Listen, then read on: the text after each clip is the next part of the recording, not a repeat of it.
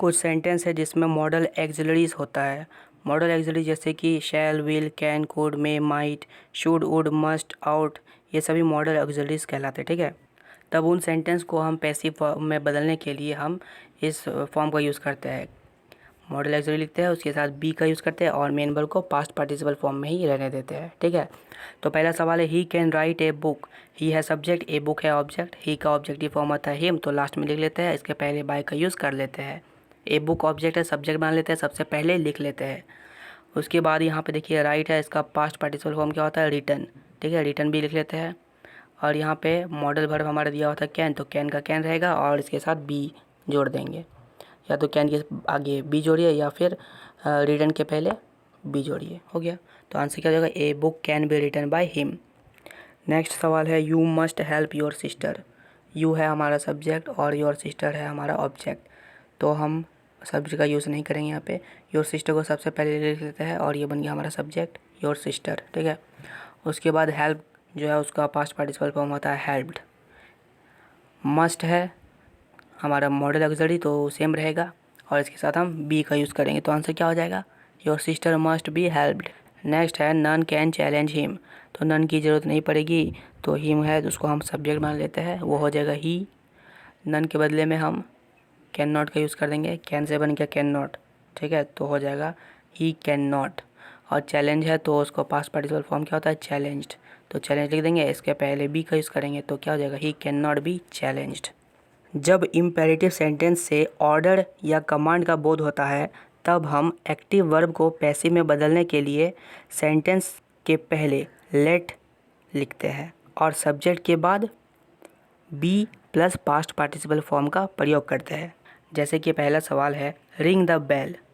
इस सेंटेंस में हमारा सब्जेक्ट है द बेल। अब इस सेंटेंस को पैसिव फॉर्म में बदलने के लिए सबसे पहले हम लेट लिखेंगे, लेट के बाद सब्जेक्ट का लिखना होगा, तो फिर यहाँ द बेल क्या हो जाएगा, सब्जेक्ट है तो हमारा सब्जेक्ट सेम रहेगा और उसके बाद है हमारे बी जोड़ना होगा। ठीक है, तो बी जोड़ देते हैं और उसके वर्ब जो हमारा रिंग है वो क्या हो जाएगा, पास्ट पार्टिसिपल फॉर्म में, यानी कि रंग, तो आंसर हो गया लेट द बेल बी रंग। यही हुआ हमारा पैसिव वॉइस में। दूसरा सवाल है ओपन द विंडो।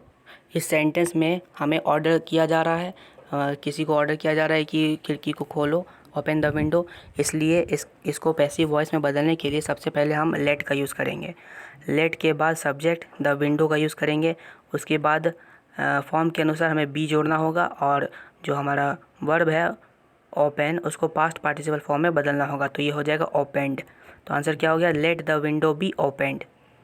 उसी तरह डोंट प्लग द फ्लावर्स, इसमें भी ऑर्डर किया जा रहा है कि फूल को मत तोड़ो, तो यहाँ पर लेट का यूज़ करना होगा सबसे पहले, फिर सब्जेक्ट द फ्लावर्स, फिर यहाँ पे नॉट बी का यूज़ करना पड़ेगा, नॉट क्योंकि यहाँ पे डोंट है इसलिए, और उसके बाद बी है तो बी का बी रह जाएगा तो नॉट बी हो गया, और उसके बाद प्लग है तो प्लग का पास्ट पार्टिसिपल फॉर्म क्या होता है, प्लग्ड होता है, तो आंसर हो जाएगा let the flowers not be plucked. जब इम्पेरेटिव सेंटेंस से एडवाइस यानी कि सलाह का भाव प्रकट होता है तब हम पैसिव फॉर्म में बदलने के लिए subject plus should plus be plus past participle form का यूज़ करते हैं। इसमें सबसे पहले हम लेट का यूज़ नहीं करते हैं। ठीक है, यहाँ देखना होगा कि हमें ऑर्डर कमांड दिया जा रहा है या फिर एडवाइस यानी कि सलाह दिया जा रहा है। तो पहला सवाल है टेक मेडिसिन डेली, इसमें सलाह दी जा रही है कि दवाई रोज़ लेनी चाहिए। ठीक है, तो इसलिए हम यहाँ पे लेट का यूज़ नहीं करेंगे। तो फॉर्म के अनुसार सबसे पहले सब्जेक्ट लिखना है, तो मेडिसिन हमारा सब्जेक्ट था तो लिख दिए, उसके बाद शुड बी का यूज़ करना है तो शुड बी लिख देते हैं, पास्ट पार्टिसिपल फॉर्म में रहेगा वर्ब, तो टेक जो है उसका पास्ट पार्टिसिपल फॉर्म क्या होता है, टेकन होता है, उसको भी लिख लेते हैं, और जो लास्ट में बच गया डेली उसको भी डेली लिख लेते हैं। तो आंसर क्या हो जाएगा, medicine should be taken daily. ठीक है, दूसरा सवाल है लव योर कंट्री, इसमें भी एडवाइस दी जा रही है, तो सबसे पहले योर कंट्री को लिखना पड़ेगा, हमारा सब्जेक्ट है, फिर शुड भी लिखना पड़ेगा, और लव का पास्ट पार्टिसिपल फॉर्म क्या होता है, लव्ड, तो इसको लास्ट में लिख देते हैं, तो आंसर हो जाएगा your country should be loved. Last है डोंट इंसल्ट द वीक, तो इसमें भी एडवाइस दी जा रही है। ठीक है, तो द वीक हमारा सब्जेक्ट है तो सबसे पहले लिख लेते हैं, उसके बाद शुड बी का यूज़ करना है तो शुड बी लिख लेते हैं, उसके बाद डोंट इंसल्ट जो है उसका हो जाएगा not be insulted, don't say बन गया हमारा नॉट, और उसके बाद बी का तो यूज़ करना ही होगा, और इंसल्ट था तो पास्ट पार्टिसिपल फॉर्म होता है इंसल्टेड, तो आंसर क्या हो जाएगा, the weak should not be insulted. जब इम्पेरेटिव सेंटेंस के साथ प्लीज़ या काइंडली का प्रयोग हो तो पैसिव वर्ब फॉर्म के लिए वाक्य को यू आर रिक्वेस्टेड टू से शुरू करें, और अगर सेंटेंस में प्लीज़ और काइंडली का अगर यूज़ हो रहा है तो उसको हटा दिया जाएगा। उसके बदले हमें क्या जोड़ना है, यू आर रिक्वेस्टेड टू। जैसे पहला सवाल है काइंडली सी मी टुमारो, तो हमें पैसिव फॉर्म में बदलने के लिए काइंडली वर्ड को हटाना पड़ेगा। इसके बदले जोड़ना है क्या, यू आर रिक्वेस्टेड टू। तो सबसे पहले लिख लेते हैं यू आर रिक्वेस्टेड टू, बाकी जो सेंटेंस में जो भी बच गया सबको लिख दीजिए सी मी टुमारो। तो आंसर क्या आ जाएगा, you are requested to see me tomorrow. दूसरा सवाल है टेक दिस चेयर प्लीज़। इस सेंटेंस में भी रिक्वेस्ट की जा रही है, तो सबसे पहले क्या लिखना है, यू आर रिक्वेस्टेड टू लिखना है, लिख दिए, और प्लीज़ को हटा के बाकी जो सेंटेंस में जो बचा उसको सबको लिख देना है। तो टेक दिस चेयर लिख देंगे, तो आंसर क्या आ जाएगा, you are requested to take this chair. ठीक है ना। तीसरा सवाल है please give me a pen. इसमें भी रिक्वेस्ट की जा रही है, तो पैसिव फॉर्म में बदलने के लिए प्लीज़ को हटाना है और सिर्फ यू आर रिक्वेस्टेड टू को जोड़ना है, बाकी सेंटेंस में जो बच गया उसको लिख देना है। तो हो जाएगा you are requested to give me a pen. कुछ सेंटेंस में एक्टिव वर्ब के बाद दो ऑब्जेक्ट्स आते हैं। For example I gave him a dollar. इस सेंटेंस में देखिए गेव जो हमारा एक्टिव वर्ब में है अभी, उसके बाद दो ऑब्जेक्ट आया, हिम और ए डॉलर, जिसमें हिम जो है वो हमारा इनडायरेक्ट ऑब्जेक्ट है और ए डॉलर है वो हमारा डायरेक्ट ऑब्जेक्ट है। ऐसे दो ऑब्जेक्ट्स वाले वर्ब को पैसिव में बदलते समय हम किसी भी ऑब्जेक्ट को सब्जेक्ट बना सकते हैं, परंतु इनडायरेक्ट ऑब्जेक्ट को सब्जेक्ट बनाना सबसे अच्छा माना जाता है। तो पहला सवाल देखते हैं, आई गेव हिम ए डॉलर।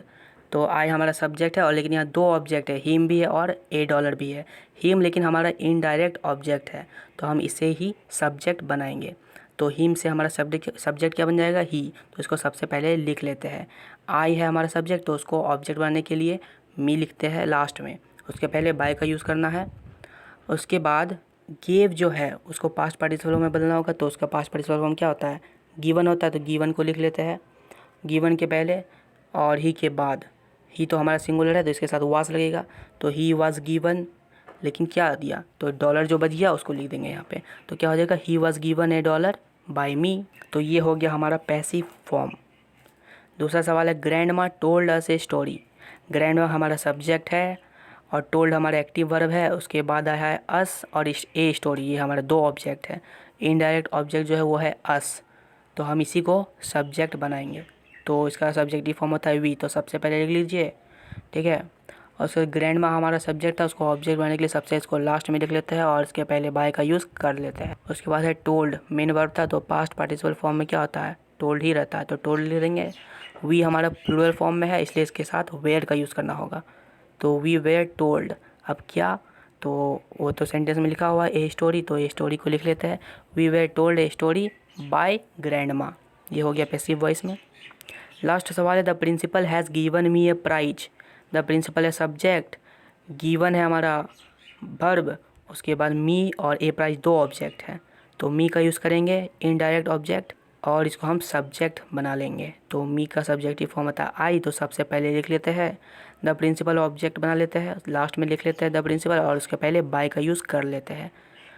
उसके बाद गिवन सेम रह जाएगा पास्ट पार्टिसिपल फॉर्म में और इसके पहले हम बिन का यूज़ करेंगे, क्योंकि ये सेंटेंस देखिए the principal has given me a prize, has given यानी कि ये कौन सा फॉर्म है, प्रेजेंट परफेक्ट टेंस।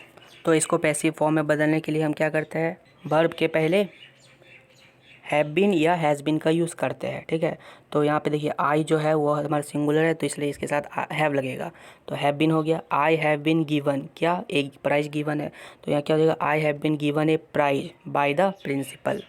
तो ये सभी सेंटेंस थे हमारे एक्टिव वॉइस में जिनको हम पैसिव वॉइस में बदलना सीख चुके हैं। तो active voice to passive voice का सफ़र हम आज समाप्त करते हैं और मिलते हैं अगली वीडियो में। तब तक के लिए do subscribe, like, comment and share.